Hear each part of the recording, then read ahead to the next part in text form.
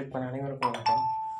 இப்போ நம்ம என்ன பார்க்க போகிறோம்னு பார்த்தீங்கன்னா, கங்குவா படம் தாங்க பார்க்க போகிறோம். கங்குவா படம் ஓடிடியில் அமேசான் ப்ரைமில் வந்திருக்கு.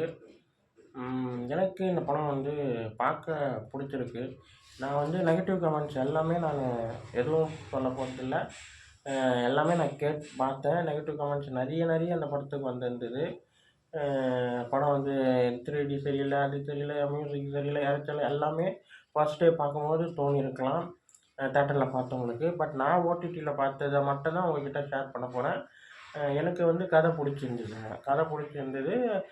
கதைன்னா என்னன்னு கேட்பீங்க. சத்தியம் தான் கதை. படத்தை விஷுவல் ட்ரீட் மாதிரி தான் எனக்கு தோணுச்சு. கங்குவா படம் ஒரு விஷுவல் ட்ரீட் மாதிரி தான் தோணுச்சு. அந்த 1770ஆம் ஆண்டு நடக்கக்கூடிய காலகட்டங்கள் எப்படி இருக்கும்னு நமக்கு தெரியாது. அதை ரொம்ப அழகாக கட்டியிருப்பாங்க. கதை ஒரு சத்தியத்தை பேஸ் பண்ண கதை தான். 5 தீவு கட்டுறாங்களா, அதில் நடுத்தீவு தேவைப்படுது பிரிட்டிஷ்காரருக்கு.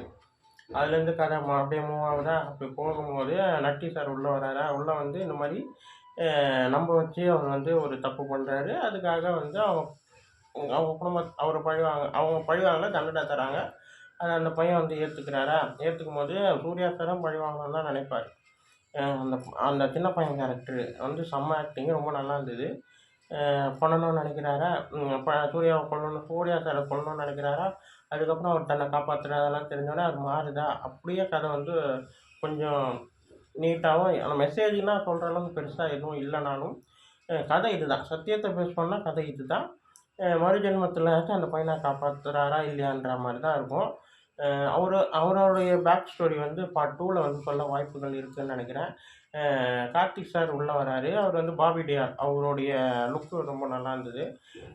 பாபி டியால் அவருடைய பையனாக தான் நம்ம கார்த்திக் சார் உள்ளே வராரு. சரிங்களா. உள்ளே வரும்போது அப்போ கார்த்திக் சாருக்கும் சூர்யா சாருக்கும் மோதல் வரும். அது பார்ட் 2ல் தான் என்னன்றது தெரியும்.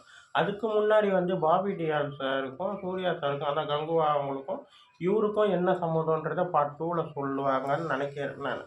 சொல்லுவாங்க. அப்புறம் கார்த்திக் சார் பழி வாங்குற மாதிரி சம்திங் இருக்கும்னு நினைக்கிறேன்.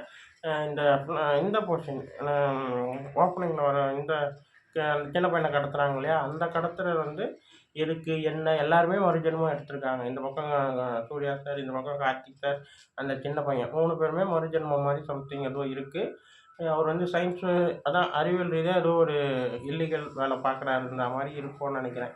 அதை நோக்கி தான் பார்ட் 2 வரும்ன்ற மாதிரி தெரியுது.